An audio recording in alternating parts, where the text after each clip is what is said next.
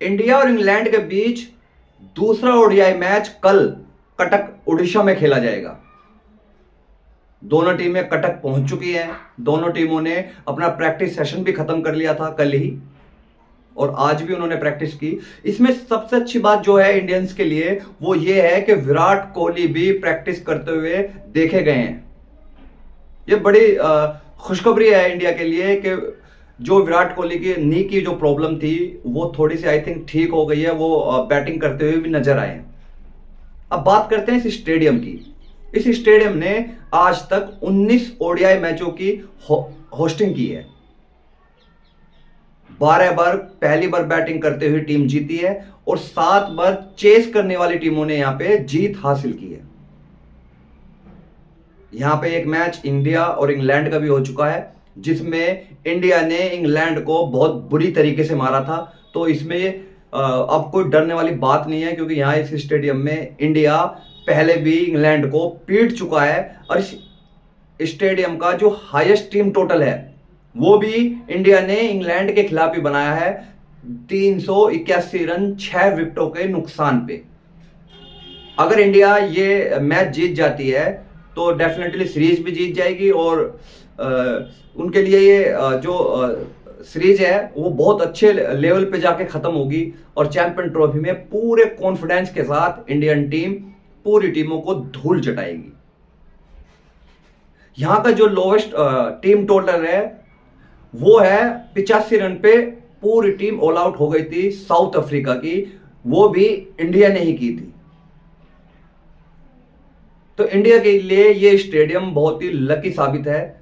और जो यहाँ का हाईएस्ट इंडिविजुअल स्कोर है वो भी एक इंडियन का ही है, जिसको पूरी दुनिया कलाई का जादूगर मानती है। वो है मोहम्मद अजरुद्दीन, जिन्होंने 93 में 153 की एक पारी खेली थी। वो यहाँ का हाईएस्ट इंडिविजुअल स्कोर है।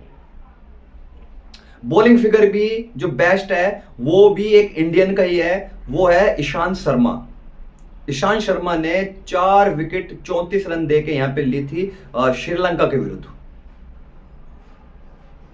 तो ये स्टेडियम हमेशा इंडिया के लिए एक लकी साबित होता है, और यहां पे भी इंडिया इंग्लैंड को पीट चुकी है।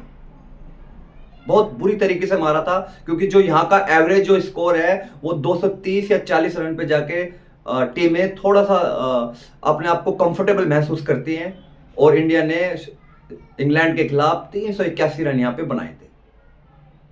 अब बात करते हैं यहां की पिच की। ज्यादातर जैसे इंडिया में होता है वो यहां पे भी है कि ये पिच भी स्पिनर्स को बहुत ज्यादा फेवर करती है, और स्पिनर यहां पे गेंदबाजी करते हुए बहुत इंजॉय करते हैं। पर ऐसा नहीं है कि यहां पे तेज गेंदबाजों के लिए कुछ नहीं है। जैसे जैसे यहां पे गेंद पुरानी होती है तो वहां गेंदबाजों को, जो फास्ट गेंदबाज होते हैं, उनको अच्छा उछाल मिलता है और वो भी मैच में आने शुरू हो जाते हैं। तो जो ये पिच है ये दोनों को सपोर्ट करती है, स्पिनर्स को भी और फास्टर को भी। बट स्पिनर्स का यहाँ पे थोड़ा सा ज्यादा जलवा रहता है, और जिनको पुरानी गेंद से स्विंग करनी आती है, जैसे मोहम्मद शामी हुए और बुमराह हुए, उनके लिए ये पिच उतनी ही मददगार है जितनी स्पिनर्स के लिए। तो यहाँ पे बॉलर्स का बहुत बोलबाला रहता है, क्योंकि यहाँ का जो एवरेज जो स्कोर है वो कुछ ज्यादा नहीं है। 250 के आसपास की टीमें बहुत ज्यादा कंफर्टेबल महसूस करती हैं यहाँ पे। अब बात करते हैं वो 11 कौन होंगे जो कल मैच में खेलेंगे। तो एक जो बदलाव है वो तो डेफिनेटली देखने को मिलेगा, वो है विराट कोहली। विराट कोहली को प्रैक्टिस करते हुए भी देखा गया है। अगर विराट कोहली ये मैच खेलते हैं सेकंड ओडीआई, तो बाहर कौन होगा? बाहर होंगे यशस्वी जायसवाल। और जैसे हमने बताया आपको कि यहाँ पे स्पिनर्स को मदद मिलती है, तो एक चेंज बॉलिंग में भी देखने को मिल सकता है, वो है हर्षित राणा जा सकते हैं बाहर, और 11 में वापस आ सकते हैं। अपने करियर का आगाज करेंगे ओडीआई का, वो है वरुण चक्रवर्ती। वरुण चक्रवर्ती बिल्कुल 90% है कि वो खेलें, क्योंकि स्पिनर्स के लिए बहुत बहुत बहुत ही गुड पिच है, ये बहुत ही सॉलिड पिच मानी जाती है स्पिनर्स के लिए। अब इंग्लैंड की बात करें तो इंग्लैंड के पास ऐसा कुछ अब बचा नहीं है। उन्होंने अपने सारे जो पत्ते हैं वो खोल के रख दिए हैं। तो वो किसके साथ जाते हैं, वो किसके साथ नहीं जाते, वो कोई बड़ा इशू नहीं है, क्योंकि उन्होंने अपना जो 15 सदस्य टीम थी हर एक बंदे को आजमा लिया है। कोई भी जादू नहीं कर पा रहा इंग्लैंड के लिए। और इंग्लैंड के लिए ये सीरीज एक काला सपना बन के रह गई है। अभी तक 6 मैच हो चुके हैं, 6 में से सिर्फ एक ही जीती है, वो थर्ड T20 मैच था।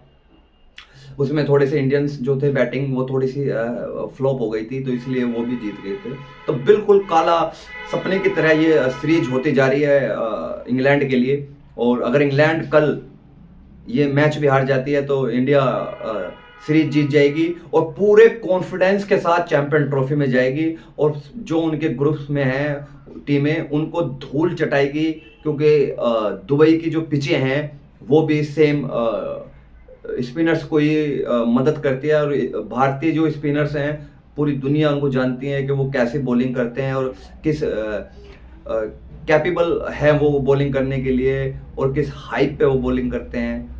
अभी तो वरुण चक्रवर्ती समझ नहीं आ रहा किसी को, अभी कुलदीप यादव है, रविंद्र जडेजा हैं, अक्षर पटेल हैं, इतने सारे स्पिनर्स इंडिया के पास हैं कि इनको समझना बड़ा मुश्किल हो जाता है, क्योंकि ये किसको खिला लें किसको नहीं खिलाएं वो ये दूसरी टीम सोचती रहती है। एक को समझ पाते हैं उसको बिठा के वो दूसरे स्पिनर्स को ले आते हैं, तो दूसरी टीम में कंफ्यूज हो जाती है कि अब क्या करें, कैसे खेलें इनको। और इंग्लैंड के जो बैटर हैं वो तो स्पिनर्स को हाथ से पढ़ ही नहीं पा रहे, उनको समझ ही नहीं आ रहा, वो तुक्का मार रहे हैं, मतलब बॉल आ जाए तो मार देते हैं, हाथ से उनके लिए समझना नामुमकिन सा हो रहा है इंडियन स्पिनर्स को। तो जो ये बाराबती जो स्टेडियम है ये बड़ा खूबसूरत स्टेडियम है। बहुत सारे मैच यहाँ पे टेस्ट हुए हैं, वनडे हुए हैं, T20 भी होस्ट कर चुका है। तो यहाँ पे हमेशा स्पिनर्स का ही बोलबाला रहता है, टेस्ट में हो, वनडे में हो या T20 में हो।